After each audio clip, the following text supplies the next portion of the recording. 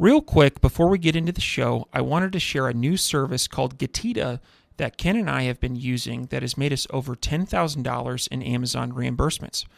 The service requires no monthly subscription, and Getita collects a small percentage of the money they recover for you. It takes less than 5 minutes to set up and works on all Amazon marketplaces.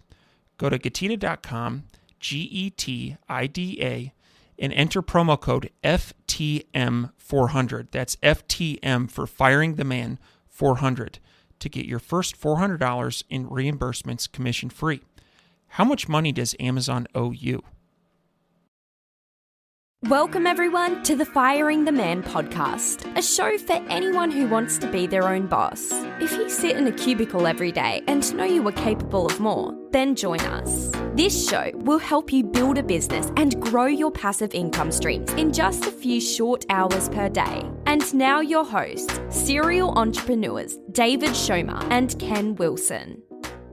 Welcome, everyone, to the Firing the Man podcast. On today's episode, we go through things that get us pumped up and motivated to get to work and achieve our goals. Way back in 2021, on episode 4 of the Firing the Man podcast, which was titled How to Be More Efficient and Productive with Your Time, both Ken and I enjoyed a glass of scotch and talked about the things that got us motivated. That episode ended up being one of our most downloaded podcasts of all time. And after one of our Firing the Man listeners, shout out Suzanne, mentioned that she loved that episode, we are back to revisit that topic. Ken, what's going on, man? David, how you doing, man? Well, we're not in the studio. This is a virtual podcast. And so I'm pumped to be on and sharing with the audience today. I think we've got a good message to share. Motivation is much needed, especially we're primarily in the Amazon FBA space. And it's in e-commerce in general. I think with the COVID hangover, sales slumping, anytime you're faced with adversity, you need, motivation really helps. Yeah. What do you think, David? Yeah, I think especially in this profession, I work about 50 feet from where I sleep and about 30 feet from where I hang out with my family in the living room, right? I work from home. And if you compare this profession to, say, like a NBA basketball player that has an intro song and people cheering them on, you kind of need to create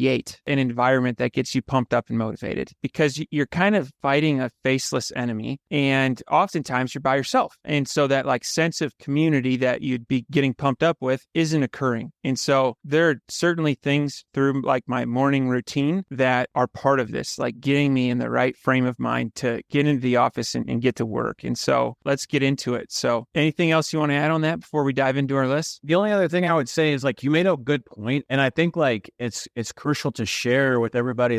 I personally try to bake these motivation tactics into my daily routines, into my weekly routines to break up the monotony, because you said yourself, you were working from home, unless you build it into your schedule, it won't just naturally motivate you. Maybe it will, I don't know, but mine doesn't. I have to build these into my daily schedule and weekly schedule. And so as the audience is listening to this, try to think of your daily schedule and your weekly schedule and how you can bake in some of these these strategies and tactics. So David, what's your first one? All right. So this is a YouTube video by Jocko Willink titled Good. It's a short YouTube video, and here's how I use this. I downloaded this to my phone, and this is my alarm clock. At 5 a.m. every morning, I hear Jocko waking me up, and I have to tell you, my wife hates it, but I find this to be really motivating. So I'm going to read through it. However, I think after listening to this podcast, you should go check it out, because in Jocko's grumbly Navy SEAL voice, it just sounds way better. So here we go. How do I deal with setbacks, failures, delays, defeats, or other disasters? I actually have one fairly simple way of dealing with these situations summed up in one word: good. This is something that one of my direct subordinates, one of the guys who worked for me, a guy who became one of my best friends, pointed out. He would pull me aside with some major problem or issue that was going on, and he'd say, "Boss, we've got this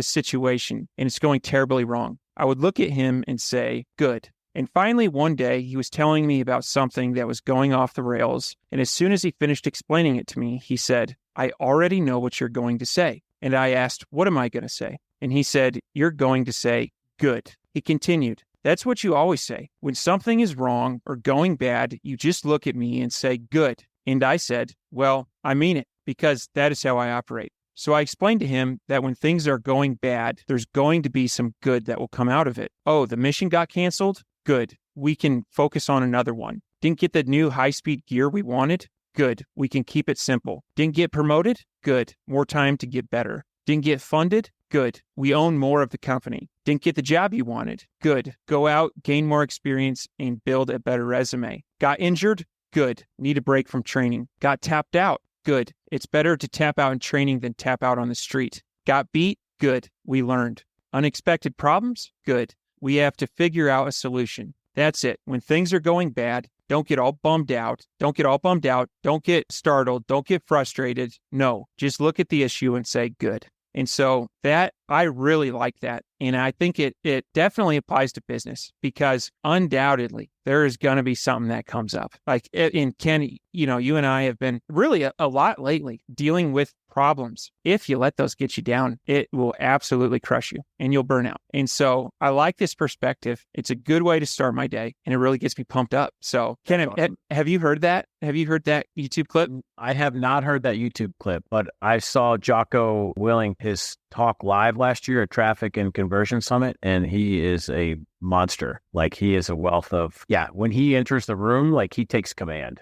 Like, so I'm going to go and watch that. I like that. Check it out. And to all of our listeners, we'll post a link to it in the show notes. So Ken, what do you got at the top of your list? All right. So number one, unfortunately, we can't play any music because we don't want to get sued, right? And so we've already have enough problems, so we're not going to get sued on the music. And so, but we will post links in the show notes to if we have any music or videos. And so probably my number one top song of all time to get me pumped up and motivated, not only for work, like if I'm going to go for a run, if I'm going to train, lift weight, whatever I'm doing, this is the number one song that gets me jacked up. And it is by Fort Minor. And the name of the song is Remember the Name. And if you listen to that song, it will motivate you. You'll be jacked up. Your heart rate will start racing. You're going to want to go out and go for a 5-mile jog or something, or you're going to want to do something. And so that is my number one song for motivation. And I'm going to give a little bonus kicker. I grew up in the country, and so I don't really like country music too much, but every once in a while, one will like tug at me a little bit. And this one recently, when I drive, I've been listening to like a little bit of softer music to kind of tamp down on my road rage. And so this one popped on a few weeks ago, and I heard it. And I'm like, I really like this. And so this singer's got a really kind of cool Southern raspy voice, and the lyrics are just really cool. And it just makes you, it just thinks of like, it makes you think of me. It makes me think of like working hard, grinding it out, and it just gets you pumped. And so this song is called Nose on the Grindstone by Tyler Childs. I hope I'm not butchering the name, but that one there, go take a listen to that one. I think you'll really like it. It motivates me. It makes me think of hard work and just pushing through. You know, when you're burnt out, when you don't want to work anymore, when you don't want to do anything, that one just kind of, it helps me push through. And so we'll put links to both of those in the show notes. David, have you heard either of those? I have, yeah. The Fort Minor song I'm a big fan of. And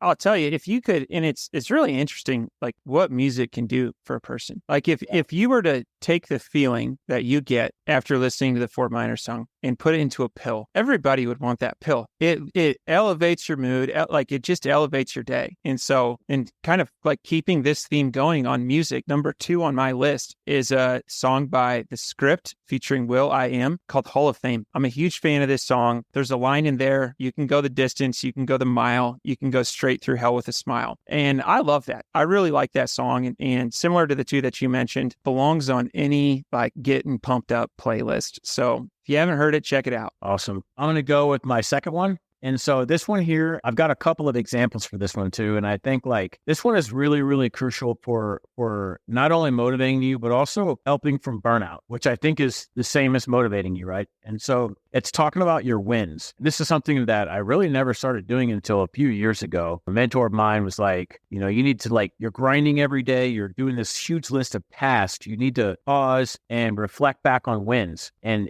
what you did accomplish, other than like what I used to do was like have a massive list of all the stuff I need to get done. And then at the end of the day, scratch off a few of those. And then I have that same list for the next day. And so now I kind of think about, oh, well, for that day, I got, you know, this and this accomplished, and that's a win. And so celebrating your wins. It's very, very crucial and it's motivating. You can do it at the end of your day. You can do it at the beginning of your next day. Before you start your day, think about your wins from the prior day. However you want to structure your day, but take a few minutes, reflect back on your wins. So you do make progress. Sometimes it doesn't feel like we make progress, but we do. And it might be in centimeters or inches, but we're making progress. And if you take a step back and look at it over a month, over 12 months, 24 months, there's lots of progress. And two examples that I've kind of baked into my schedule is besides my daily wins that I kind of look at my sheet, got those done, boom, knocked them out. David, you and I on our team calls every Friday, we kind of go around the room and everybody shares their wins. And so it's really uplifting to hear all of the wins from everybody on the team, like what they've been working on, what they accomplished, because sometimes we don't see what everybody else is doing. And just to hear all of everybody else's wins, it's very motivating. And the other thing, in one of my masterminds, we open that with the same thing. What was your win since the last time? And so just hearing other people's wins is motivating because you're like, man, they're crushing it. It's like, it's good. You don't want to go into a room and let everybody complain. If you're going in somewhere and you're listening to people complain, you're going backwards. So find some place where you're going in and everything is positive and you're listening to wins. I definitely agree with that. And to anybody managing a team, this is something that you absolutely should do. I think it sets a good tempo for a meeting. It's a good way to get updates from your team on what's going on. What are some things that your team is excited about and engaged in?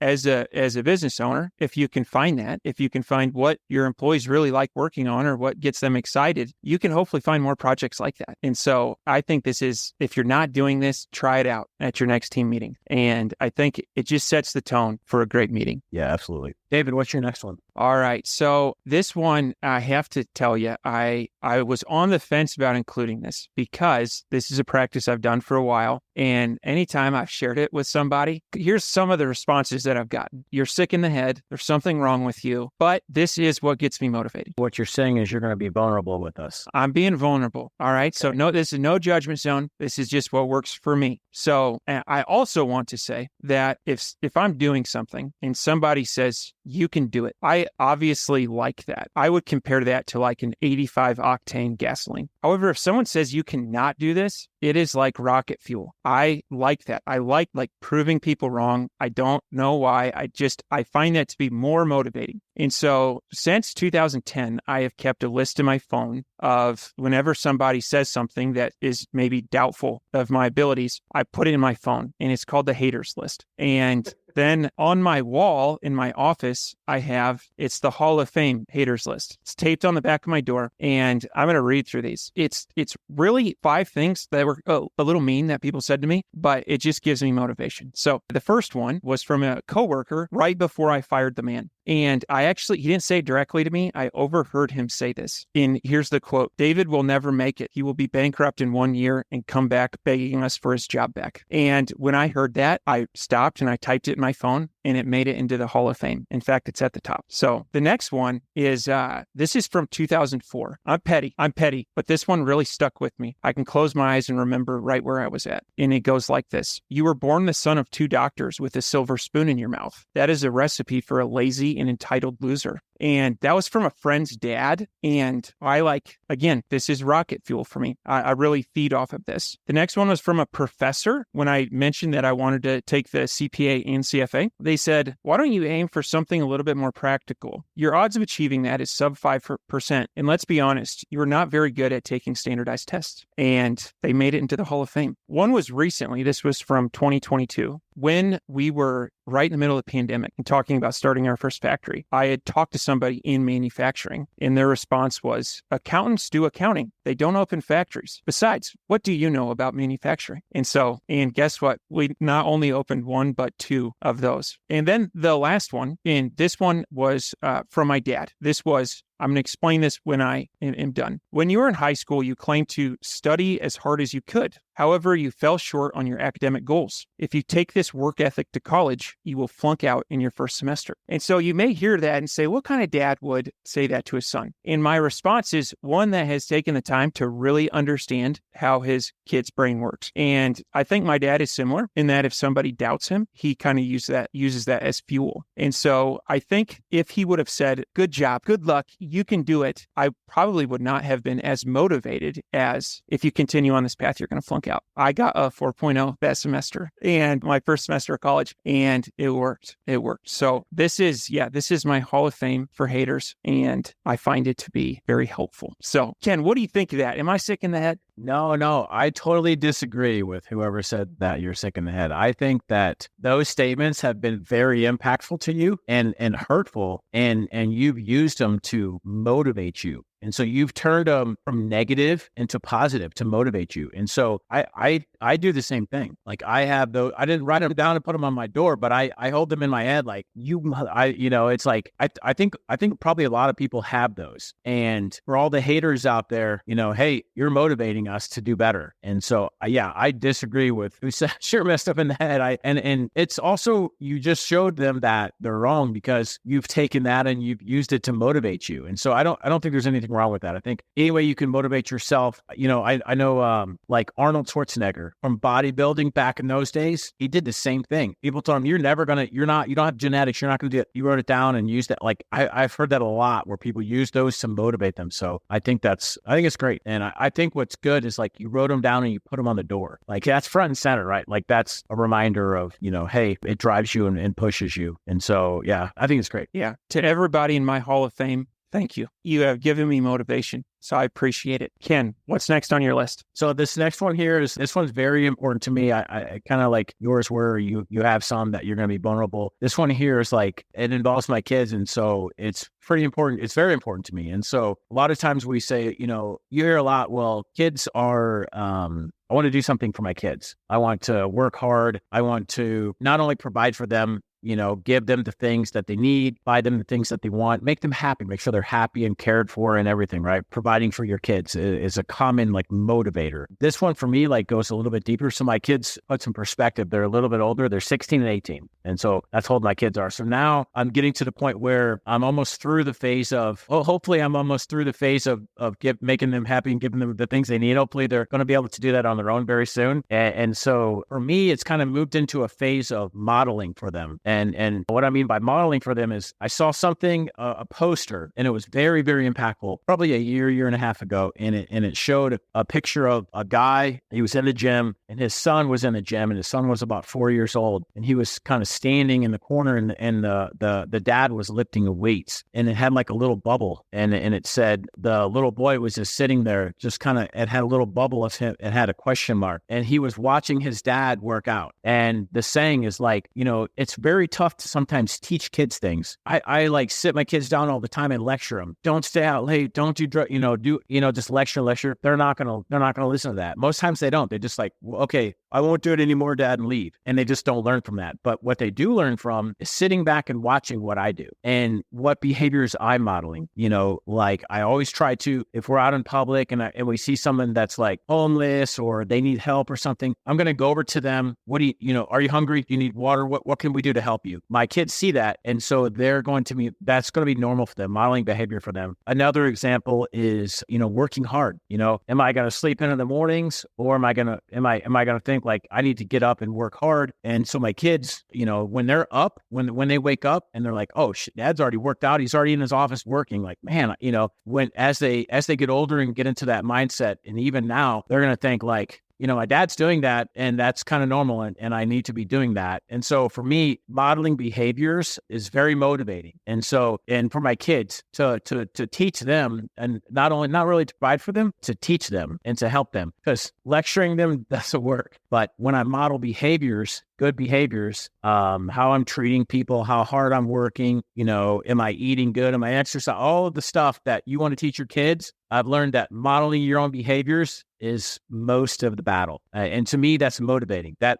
motivates me to do better with my fitness and my health and my work and everything. And so that one's definitely super motivating for me. Definitely. All right. So that is the conclusion of our lists. I would encourage anybody that is feeling like having a tough time getting motivated to try out a couple of these. And also, Ken and I would love to hear what gets you motivated and what gets you pumped up. So hit us up, support@firingtheman.com. We'd love to hear what gets you pumped up. So thank you, everyone, for tuning in, and we'll see you next week. Before you go, we wanted to share a new service that Ken and I have been using called Getita that has made us over $10,000 in Amazon reimbursements.